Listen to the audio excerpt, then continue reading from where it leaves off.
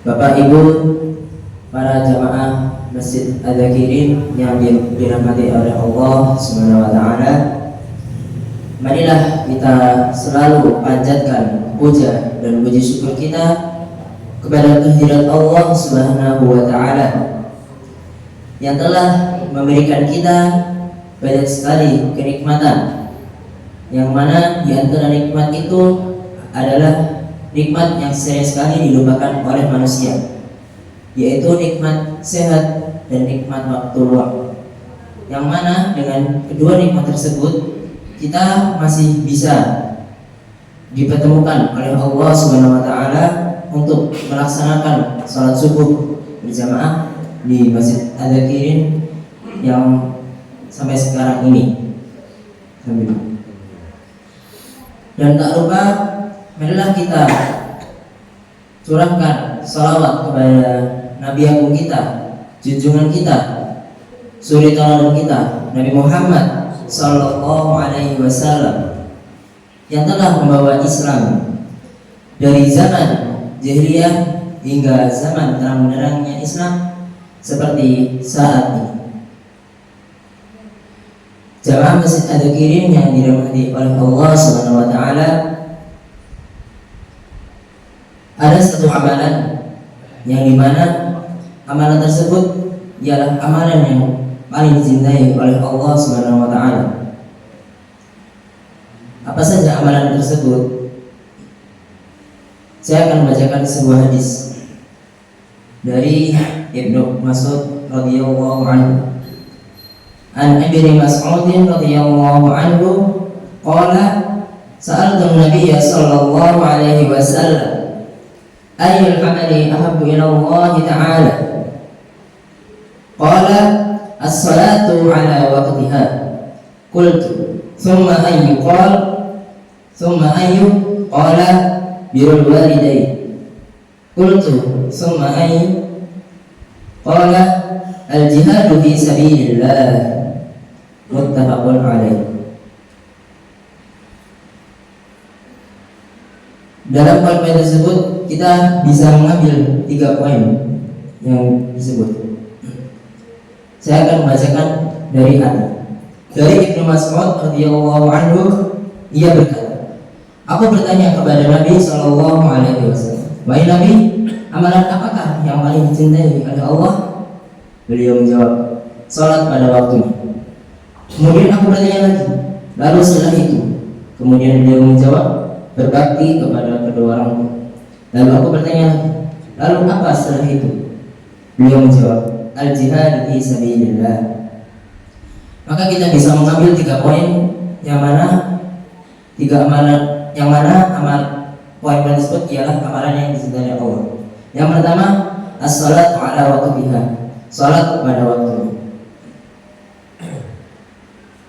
Salat pada waktunya ini yang dimaksudkan ialah ketika azan telah berkumandang, maka kita bersegeralah untuk melaksanakan salat sampai waktu salat tersebut habis. Contohnya, ketika kita sudah memasuki waktu zuhur, yang mana waktu zuhur itu jam 11.55, maka kita segerakanlah untuk salat zuhur. Apabila ada uzur yang mengharuskan kita untuk menundanya sebentar, tapi apabila ada uzur seperti pekerjaan, maka kita sebaiknya untuk meninggalkan pekerjaan tersebut dan mengutamakan sholat, karena sholat merupakan amalan yang pertama kali dihisab di akhirat kelak. Yang poin kedua ialah birrul walidain, berbakti kepada kedua orang tua. Sebagaimana Allah Subhanahu wa taala berfirman dalam surat Al-A'raf ayat 15 yang berbunyi, a'udzu billahi minasy syaithanir rajim, bismillahirrahmanirrahim, wa wassayna al-insana biwalidayhi ihsana, hamalathu ummuhu kurhan wa wada'athu kurhan wa hamluhu wa fisaluhu 30 shahra hatta idza balagha أشده وبلغ 40 سنة قال رب أوزعني أن أشكر نعمتك التي أنعمت علي وعلى والدي وأن أعمل صالحا ترضاه وأصلح لي في ذريتي إني تبت إليك وإني من المسلمين, yang artinya, dan kami perintahkan kepada manusia agar berbuat baik kepada kedua orang tuanya. Ibunya telah mengandungnya dengan susah payah dan melahirkannya dengan susah payah pula. Masa mengandung sampai menyapih selama 3 bulan, sehingga apabila dia anak itu telah dewasa dan umurnya mencapai 40 tahun, dia berdoa, ya Tuhanku, berilah aku petunjuk agar aku dapat mensyukuri nikmat-Mu yang telah Engkau limpahkan kepadaku dan kepada kedua orang tuaku, agar aku dapat berbuat baik kebajikan yang Engkau ridhoi, dan berilah aku kebaikan yang akan mengalir sampai kepada anak cucu. Sungguh aku bertobat kepadamu dan sungguh aku termasuk orang muslim. Birrul walidain ini juga salah satu amalan yang paling dicintai oleh Allah SWT. Maka dari itu kita sebagai anak itu tidak boleh durhaka kepada kedua orang tuanya, yang mana bahkan mengatakan kepada kedua orang tua saja itu dilarang oleh Allah SWT. Dan kita sebagai anak harusnya mendoakan selalu untuk kebaikan kedua orang tua kita, karena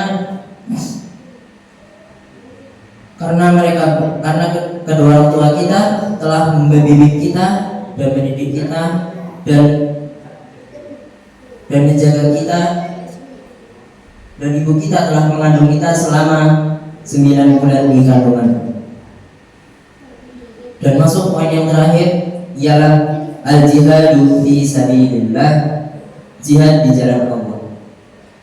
Berjihad itu tidak hanya soal perang, tetapi menuntut ilmu kita juga sebagai jihad, yang mana apabila kita ingin mempelajari sebuah ilmu agama, itu juga termasuk sebuah jihad. Maka dari itu di bulan Ramadan ini manfaatkanlah sebaik-baiknya untuk mencari ilmu agama mungkin, ataupun mempelajari Al-Quran di bulan suci Ramadan ini. Mungkin cukup sekian dari saya. Bila ada salah kata mohon dimaafkan. Akhirul kalam, bila taufiq wal hidayah. Mari kita tutup dengan membaca doa kafaratul majlis. Subhanakallahumma wa bihamdika asyhadu an la ilaha illa anta astaghfiruka wa atubu ilaik. Akhirul kalam, bila taufiq wal hidayah. Wassalamualaikum warahmatullahi wabarakatuh.